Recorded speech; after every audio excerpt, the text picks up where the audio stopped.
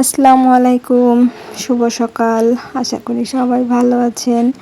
জি আলহামদুলিল্লাহ, আমরাও ভালো আছি।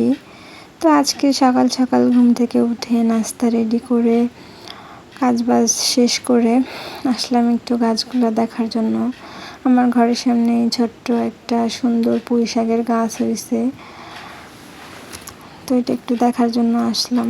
তো দেখতে এসে দেখি যে 2টা আম পড়ছে গাছ থেকে, একদম ফ্রেশ টাটকা গাছ পাকা আম, একদম গাছ থেকে পেকেই পড়েছে। তো গিয়ে আম 2টা কুড়াই নিয়ে আসলাম। এসে আবার একটু গাছগুলো দেখতে দেখতে ভাবছিলাম যে একটা পুডিং তৈরি করব, যেহেতু আজকে শুক্রবার ছুটির দিন, সবাই বাসায় থাকবে। ওই জন্য আসলে ভাবলাম একটু পুডিংটা তৈরি করি। তো এই আমগুলা কুড়াই নিয়ে ঘরে নিয়ে আসলাম। অনেকগুলা আম হয়েছে, সবগুলো কিন্তু একদম গাছ পাকা আম। তো এই যে দেখে আমি কিন্তু আগে থেকেই 1 কেজি দুধ, একটু চিনি, লবণ, এলাচ, দারচিনি দিয়ে চুলার উপরে বসাই দিচ্ছি। এখন একটু সুন্দর করে ঘন করে নিব জাল করে। এজন্য কিন্তু গ্যাসটা অন করে প্রথম পর্যায়ে কিন্তু আমি জালটা একটু বাড়িয়ে রেখেছিলাম, যেহেতু দুধটা তাড়াতাড়ি বলক এসে যায় এজন্য। আর এভাবে কিন্তু অনবরত নেড়ে দিচ্ছি, যেহেতু আমি ভেতরে চিনিটা অ্যাড করে দিয়েছি, এই জন্য। তা না হলে কিন্তু নিচে পুড়ে যেতে পারে। তো পুডিং বানানোর জন্য আমার কিন্তু ডিম অবশ্যই লাগবে। তো এখানে আমি কিন্তু হাঁসের ডিমই ইউজ করব। তো আমার বাসায় 3টা হাঁসের ডিম আছে, এখানে আমি আরেকটা ফার্মের ডিম অ্যাড করে দিয়েছি। যেহেতু 1 কেজি পরিমাণ দুধ দিয়ে পুডিংটা বানাবো, এই জন্য কিন্তু আমার 4টা ডিম লাগবেই। তো এদিকে কিন্তু কথা বলতে বলতে কিন্তু দুধটাও সুন্দরভাবে বলক এসে গেছে। এখন আমি এভাবে আস্তে জালটা কমিয়ে দিয়ে অনবরত নেড়ে চেড়ে দুধটাকে ঘন করে নেব। দুধটা যত ঘন করা হবে পুডিংটা কিন্তু খেতে তত বেশি ভীষণ মজা লাগবে।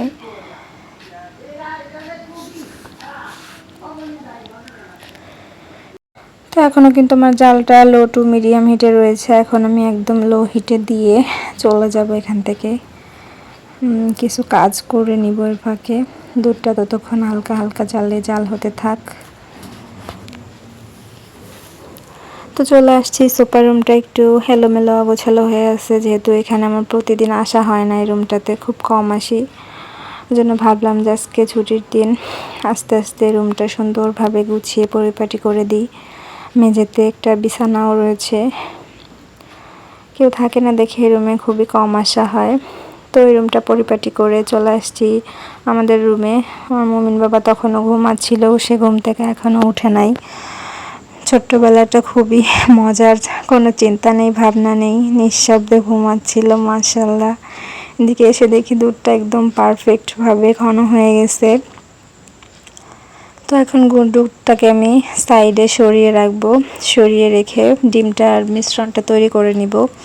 এটাকে এখন কিন্তু একদম নর্মাল টেম্পারেচারে আনতে হবে, এজন্য সাইডে রেখে আমি এখন চলে আসছি ডিমটা ব্লেন্ড করার জন্য।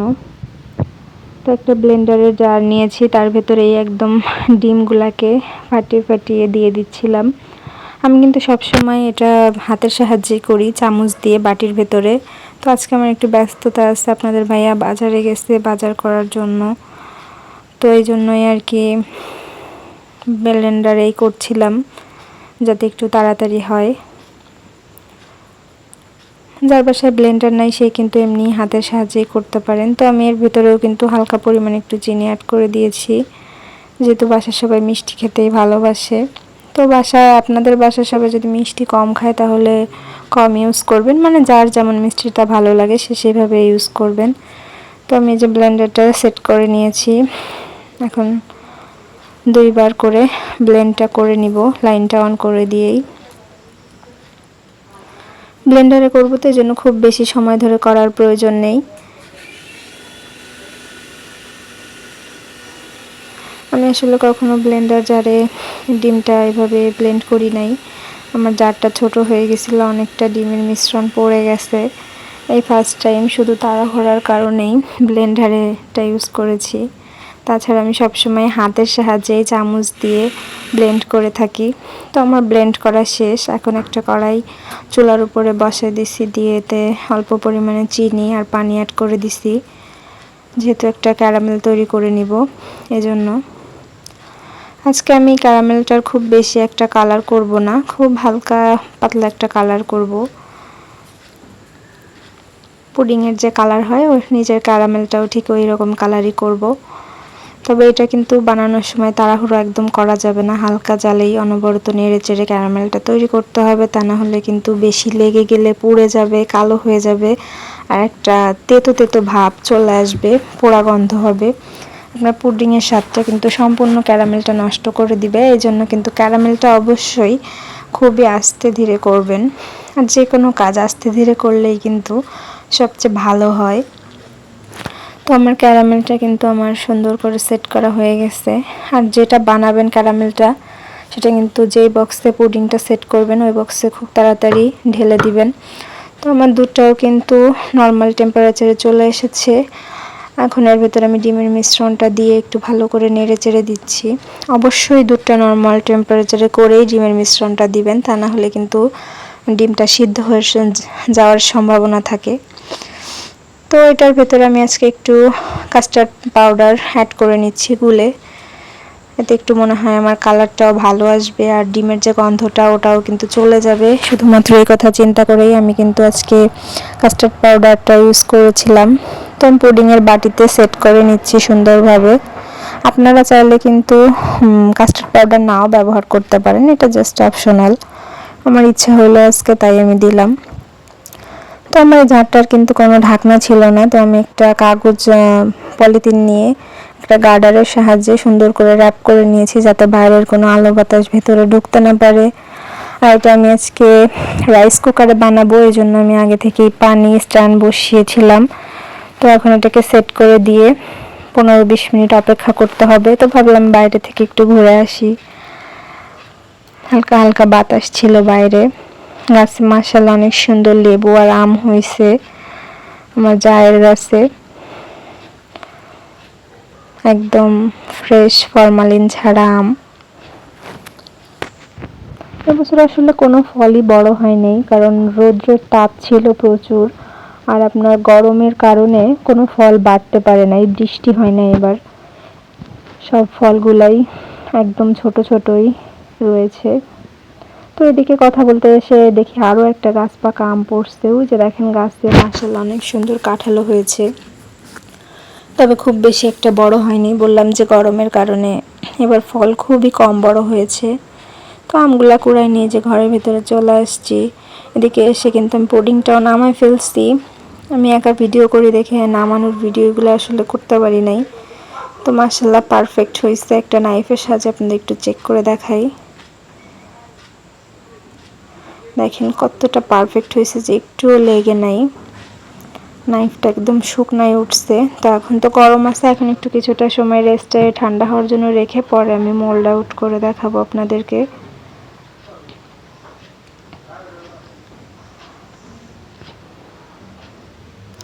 তো এই যে সকালবেলা কিন্তু একটা ভেজিটেবল খিচুড়ি সাথে ডিম এগুলা করেছিলাম, লেবু ছিল, কাঁচা পেঁয়াজ ছিল। আপনাদের সকালে কিন্তু আমার একটা ছোট্ট সবজির বাগান দেখাইছি, ওখান থেকেই কচু শাক, মিষ্টি কুমড়া এগুলা দিয়ে সুন্দর করে একটা ভেজিটেবল খিচুড়ি রান্না করেছিলাম গরম গরম। তা ভাবলাম যে সকালের নাস্তাটা সেরে নিই, পাকা আমও অ্যাড করেছিলাম এর ভেতরে। এইভাবে খিচুড়ি খেতে কিন্তু আমাদের ভীষণ ভালো লাগে। তা আমার খাওয়া শেষ করে বাচ্চাকেও খাওয়ানো দাওয়ানো শেষ করে নিছি। এদিকে এখন মোল্ড আউট করবো, ওই জন্য পাশটা একটু নাইফের সাহায্যে ছাড়িয়ে নিচ্ছিলাম।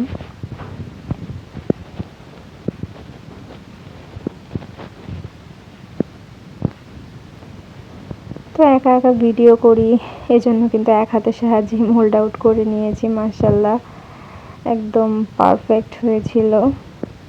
আপনাদের একটু কেটে দেখাই যে আমার পুডিংটা কতটা কতটা বেশি পারফেক্ট ছিল।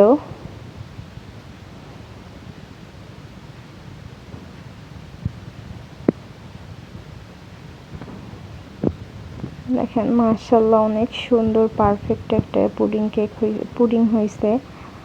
আমি এর আগে কিন্তু পুডিং কেক বানিয়ে আপনাদেরকে দেখাইছি, আমার পেজে অবশ্যই আপনারা দেখতে পাবেন, আমার চ্যানেলে আছে। তো এটা কিন্তু খেতেও ভীষণ ভীষণ মজা ছিল। তো কথা বলতে বলতে কিন্তু দেখেন আপনাদের ভাইয়া একদম বাজার নিয়ে চলে আসছে। আমার বাসায় কোনো সবজি মাছ ছিল না, তো একদম সে ফ্রেশ ফ্রেশ টাটকা সমস্ত বাজার করে নিয়ে আসছে। এগুলা গুছাই রেখে অনেকগুলো মাছও আনছে সে, তো সেইগুলাই কাটাকাটি করতে হবে।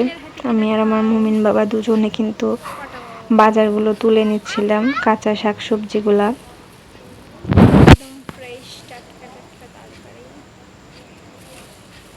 তো সবজিগুলা তুলে এখন যে মাছগুলা বের করতেছি।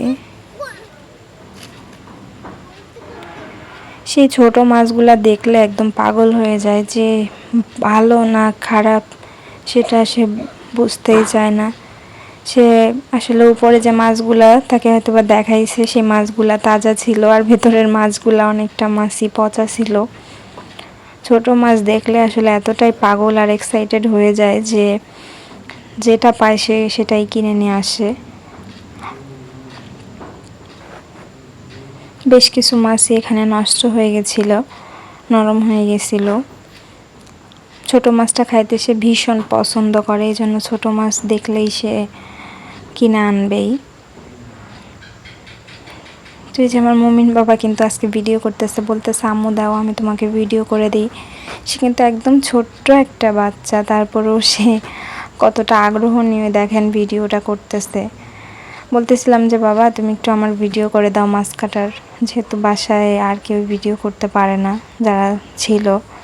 তো সে দেখেন ছোট মানুষ হয়েও খুব ভালো ভিডিও করতেছে আর ভয়েস দিচ্ছে, এক একটা কথা বলতেছে। যেহেতু সে দেখে আমাকে ভিডিওতে ভয়েস দিতে, সেও বলছিল দেখেন আমার আম্মু মাছ কাটতেছে, আমার আম্মু মাছ কাটতেছে, এগুলা বলছিল আর সে ভিডিও করতেছিল। তো আলহামদুলিল্লাহ আমি আমার শাশুড়ি মা দুজনে মিলে মাছগুলো কেটে সুন্দর করে ধুয়ে নিয়ে আসছি। দেখেন মাছগুলো একটু নরম নরম হয়ে গেছে, কাটতে অনেকটা সময় লেগে গেছিলো।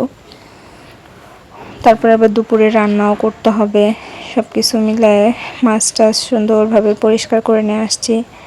মাছের ভেতরে কিন্তু অনেকগুলা ডিমও হয়েছিল।